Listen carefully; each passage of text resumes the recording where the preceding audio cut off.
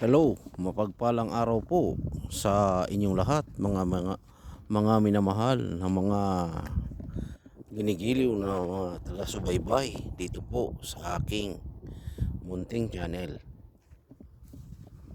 Inaanyayahan ko po kayo, mga minamahal na mga viewers o di kaya po mga minamahal na mga subscriber. Maraming salamat po sa inyong mga pagtitiwala sa aking munting channel. At maraming salamat din po sa mga nagsusubscribe. Mga bagong nagsusubscribe dito po sa aking channel. Maraming salamat po sa inyong pagtiwala sa aking mga videos na ina-upload.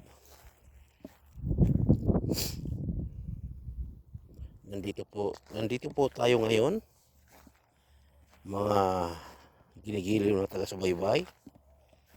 Nandito po tayo sa kagubatan.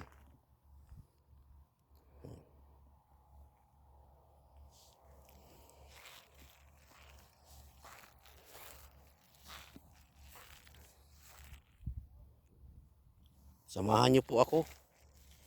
Tayo po yung mga hunting. Ayun oh. Ano yun?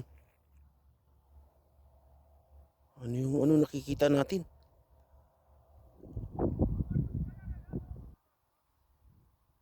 Pambihira. May nakikita akong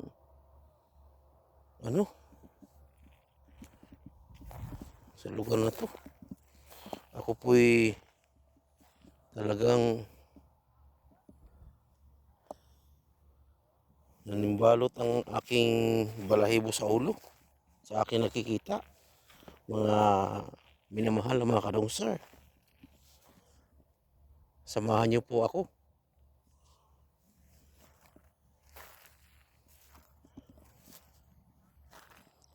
Tayo po yung mga hunting ng kung ano po ang ating makikita dito.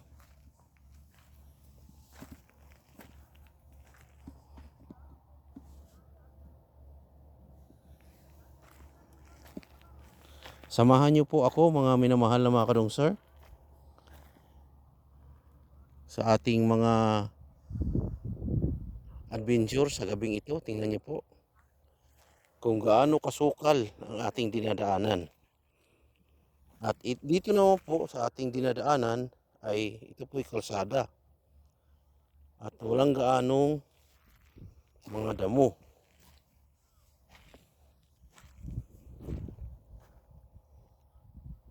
Nandito po tayo ngayon, mga minamahal na kadongser,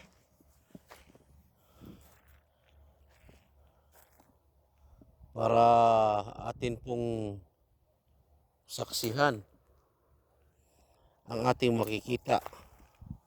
Hindi lang po dito sa baba, kundi po masaksihan po natin kung ano po ang makikita natin sa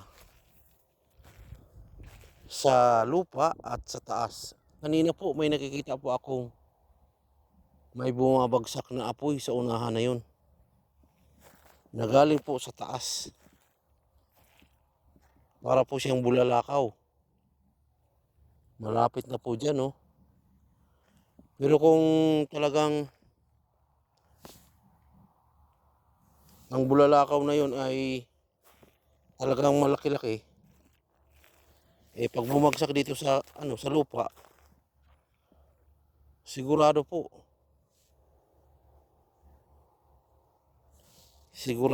ay masusunog ang mga tuyong dahon, kagaya po niya, no? Tuyong dahon, no?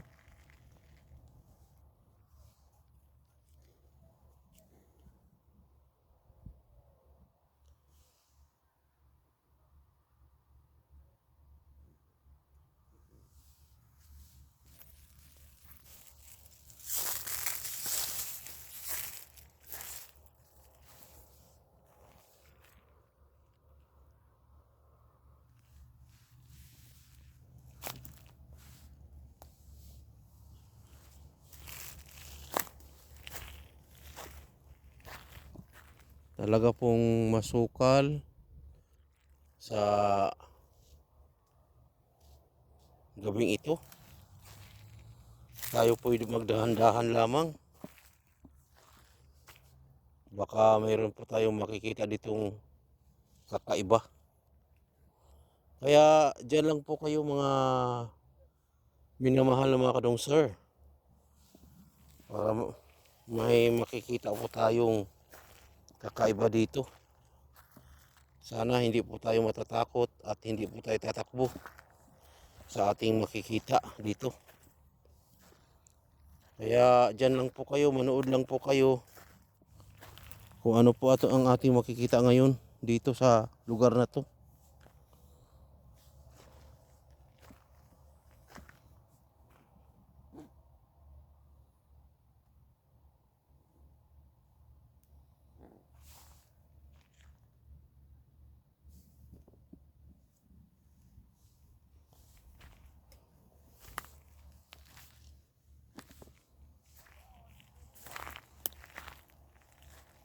Samahan niyo po ako mga minamahal na kadong sir. Baka may makikita po tayo ditong kakaiba at sana ayos tayo dito sa ating dinadaanan. Wala po tayong maapakan na mga mababangis.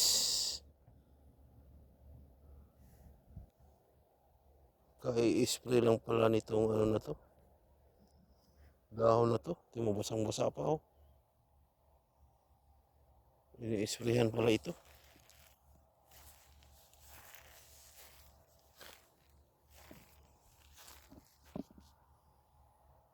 Ayun oh.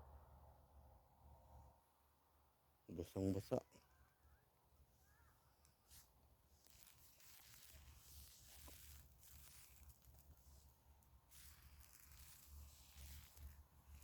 Diyan lang po kayo mga minamahal na mga kadong sir. Sabayan niyo po ako. Ipanalangin niyo po ako mga minamahal na mga kadong sir. Na wala po tayo, hindi po tayo makakasagupa dito na mababangis.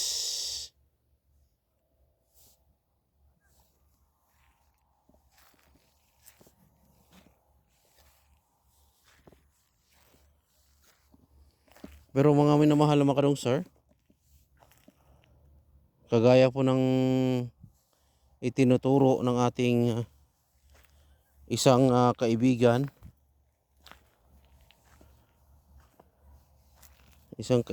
na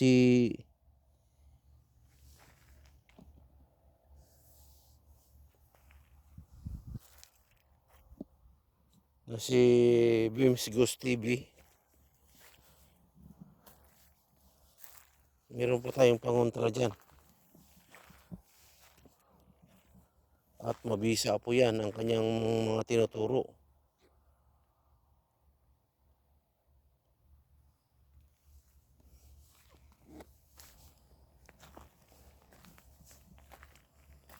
Lahat ng mga binabahagi ni Bims Ghost TV na mga pangontra, sinusubukan ko na po ang kanyang mga isinisir na pangontra sa mga talagang masamang mga hindi natin nakikita. Sabi nila na kahit saang lugar ay mayroon talagang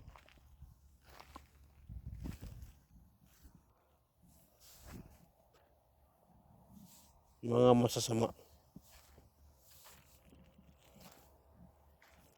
Kaya po ako nandirito ay hindi lang po ay ang ating titingnan ay yung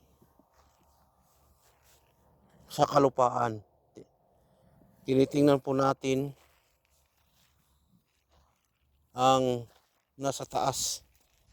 Kasi kanina lang po, mga minamahal na mga kanong sir, ay meron po tayong namataan na Para siyang bulalakaw na malapit na po siya. Diyan lang po sa unahan na yan. Pero sa tingin ko napakalapit lang po, pero yun ay siguro malayo yun. Kasi kung dito lang po yan, bumagsak, diyan sa unahan na yan, ay sigurado yung mga tuyo na mga bagay-bagay ay sigurado masusunog kung bulalakaw. Sabi nga nila na mga ibang mga nakasaksi o nakakita, yun po ay hindi raw bulalakaw. Isa daw po yung mga paputok na nanggagaling po sa itaas. Paputok na talagang mga maliliit na nagkapira-pirasong mga paputok at nagkadurog-durog at pumupunta kung saan lugar. Sana po mga minamahal na makarong sir, samahan niyo po ako para hindi po tayo matatakot sa ganitong mga gawain adventure.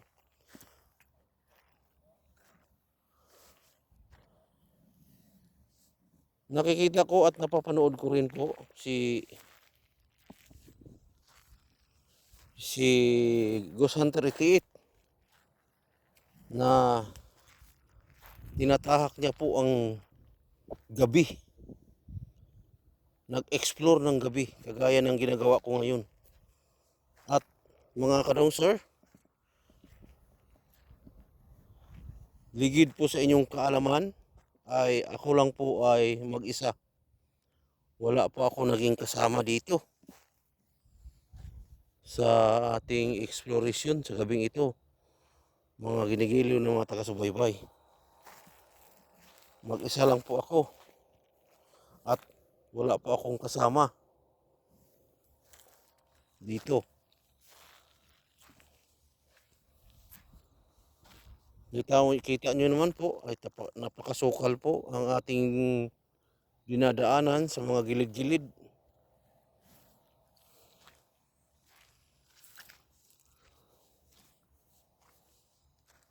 Ayan po.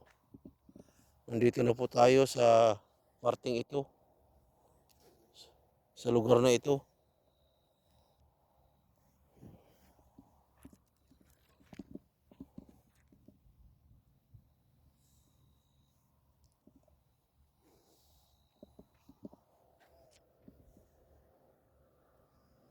Tingnan po natin yung ating likuran. Baka tayo'y makasagupa ng hindi talaga namang. At dito, ito inyo pong napapansin ay medyo malaki-laki na po ang ating nadadaanan. Medyo parang dito na po tayo sa malaking highway. At nakalusot po tayo sa ating dinadaanan. Pero sa totoo lang mga minamahal na makarong sir, talagang masukal pa po. Ayan po ang ating dinadaanan. Gayon man, kahit nandito na po tayo sa malalaking parting ito, ay hindi po tayo kampante. Mga ginigiliw ng mga taga-subaybay, alerte po tayo sa ating paglalakad.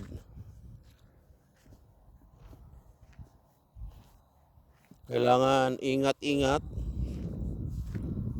at tingnan na po natin ang ating likuran.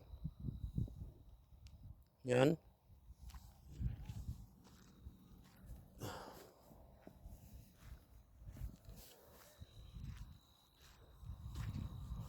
Buti na lang po at malakas ang ating flashlight. Napakalaki po. Ang lawak-lawak po ng liwanag. Napakalaki po ng liwanag. Ayan. Kahit napakalaki na po ang ating dinadaanan na kalsada, sa pagitan na yan, ayan po, ayan, talaga masukal po yan. At malayo po ang nararating ng ating flashlight na to. Kitang-kita po natin kung ano po ang ating tinitingnan. Napakalakas po ng ating ginagamit na flashlight. Ito pong flashlight na ito na gamit-gamit ko po, ay ito po ay rechargeable lamang po. At bago ko lang po ito nagamit, hindi ko po alam kung ilang minuto po ito malulubat. Pero sa tingin ko, mga minamahal naman ko ng sir, tingin ko po ay aabot po ito ng halos 2 oras sa paggamit nitong flashlight na dala-dala ko po. Napakaganda pong flashlight na ito. Kita nyo po, halos buong kamera ay naliliwanagan. Maganda ito gamitin ni Ghost Hunter 88 sa kanyang exploration sa gabi. Kitang-kita talaga niya. Kitang-kita niya talaga kung sino mang yun nagliliparang mga aswang. Pero dito po, sa lugar na ito, meron din pong mga aswang dito. Pero bibihira lang po. Hindi ganun kadami. Hindi kagaya ng sa atin. Sa lugar kung saan nag-e-explore si Ghost Hunter 88,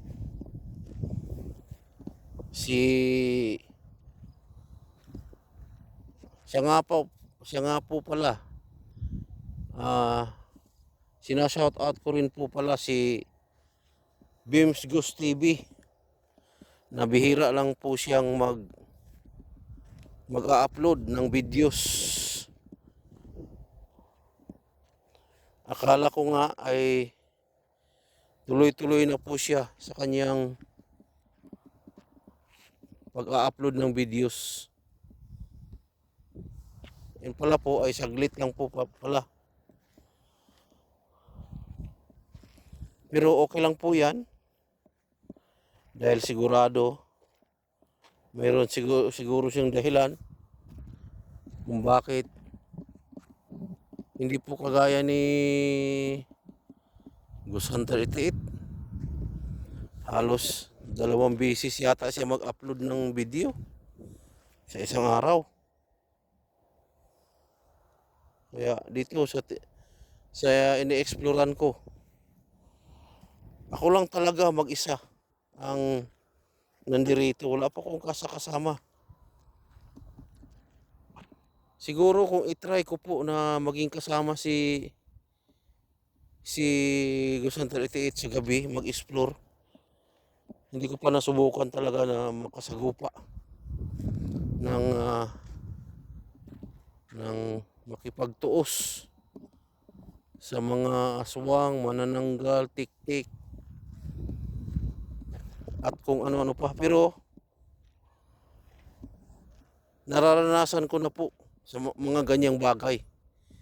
Pero nung kabataan ko pa,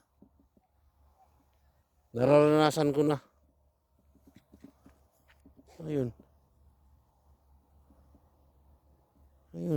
May ilaw doon. May ilaw. Ayun oh. Pusa siguro yun. Pusa. May ilaw doon. May ilaw yung mata. Yung banda. Pusa siguro yun. Ang bihira. Talaga namang umiilaw yung mata.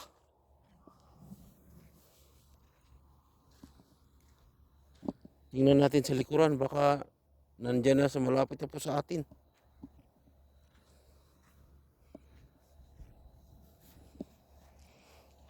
Sana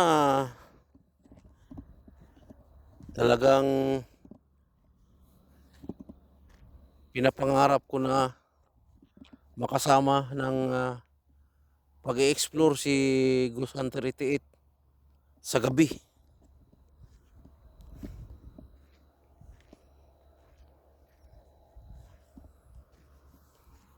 Kasi nararanasan ko rin po noong ako'y bata pa po ako. Anong bata pa po ako, ay wala pa talagang cellphone noon. Kaya kung may cellphone noon, siguro marami na akong followers. Kasi yung tatay ko noon ay isa ring Ghost Hunter. Grabe yung experience ko na kasama ko yung tatay ko.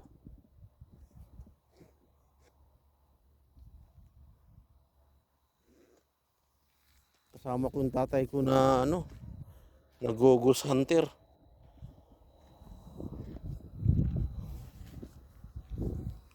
Napakalakas ng dala-dala ng tatay ko noon. Hindi napapagod, hindi ko man lang nakita yun na humihingos ng tatay ko. Kahit bundok, maglalakad. Hindi man lang napapagod. Ibang klase yung dala niya.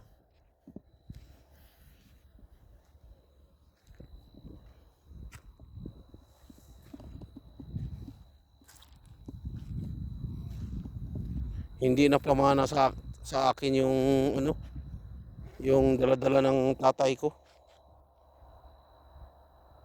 Napakalakas pa naman nun. Biro mo, yung tatay ko noon, ako mismo naka-experience sa tatay ko sa lugar namin. Natamaan po siya ng mga bala, malalaking bala. At hindi po siya natatablan. At tinamaan pa po ang tatay ko ng malaking bala talaga. Tumalasik siya sa dagat. Sa lakas ng bala na tumama sa kanya.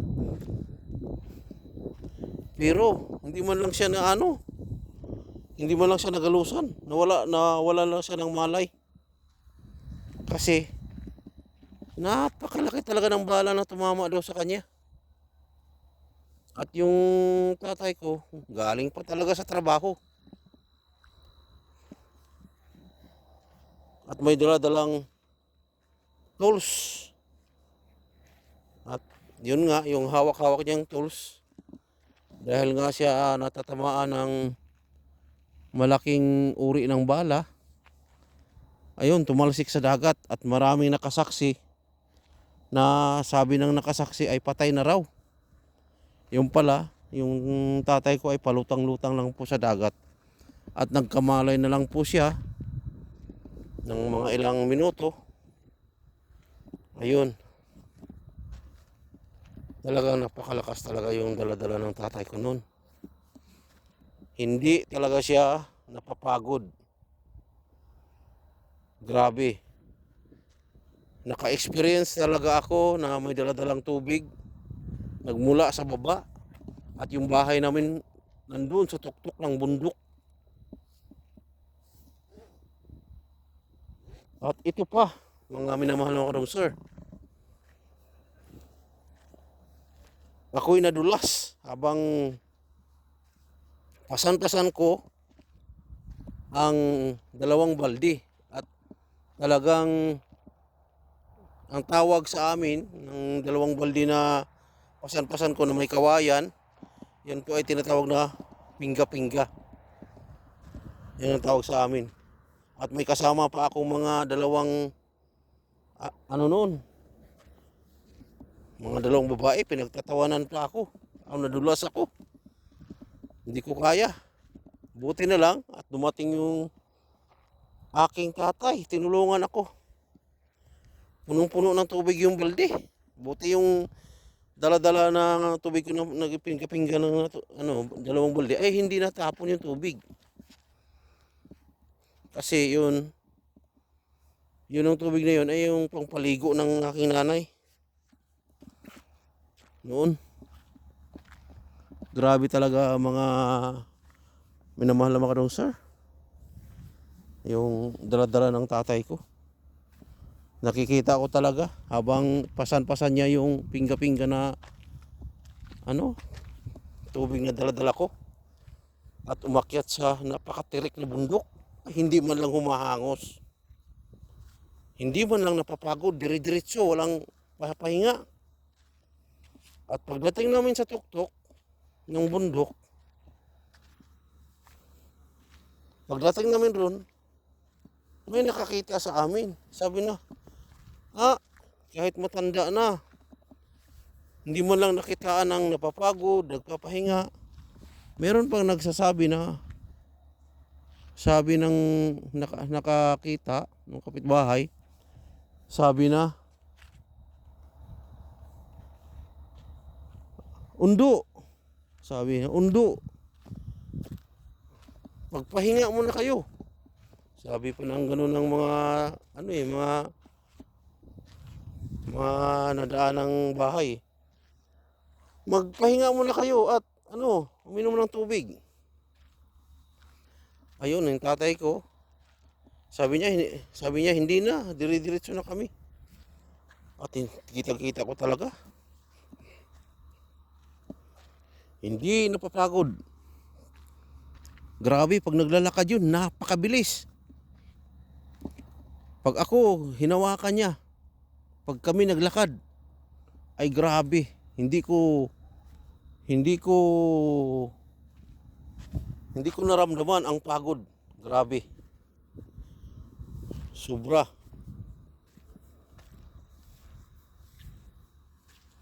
Sobra talagang napakalakas.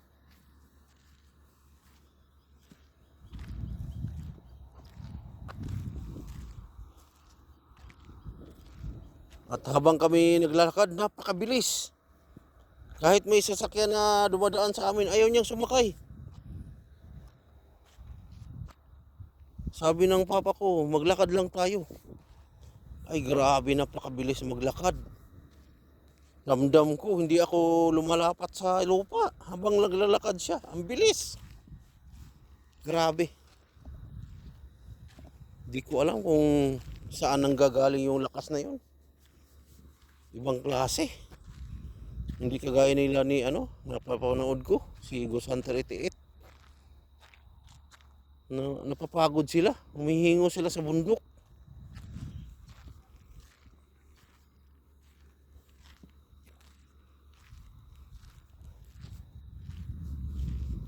Mga minamahal na mga sir, nandito na po tayo sa lugar kung saan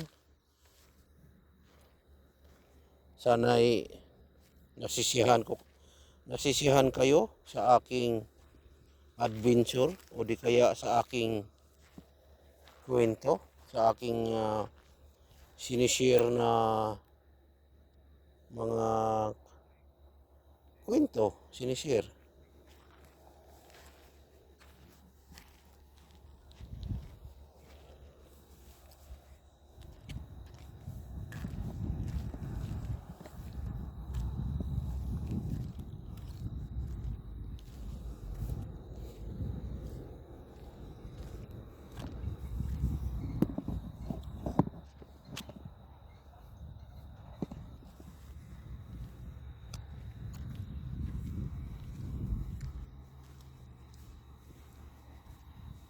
Nandito na po tayo sa talagang mina kalsada. Yan. Espalto na yan. Ligtas na po tayo dito. Kaysa kanina ating dinadaanan. Talagang hindi tayo ligtas doon pag may nakikita tayong mga babangis na mga hayop.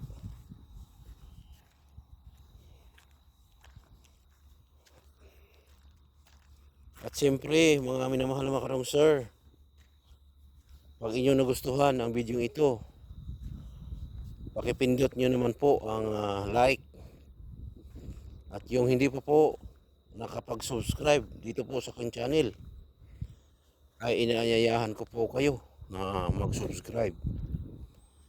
Maraming salamat po sa inyong panonood. At siyempre po, muli aking pinapapasalamatan ang mga bago na nagsusubscribe dito po sa aking channel. Maraming salamat po sa inyong pagtitiwala. Hanggang sa muli nating mga exploration. Ako po ay si Dong Sir Adventure. Maraming salamat po sa inyong pagsama.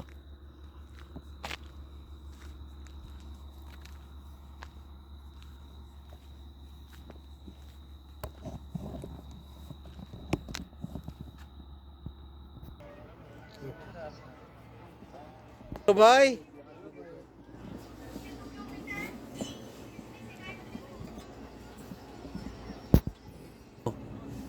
मेरे भाई वीडियो को लाइक करो, शेयर करो, कमेंट करो। जोन भाई नंबर 1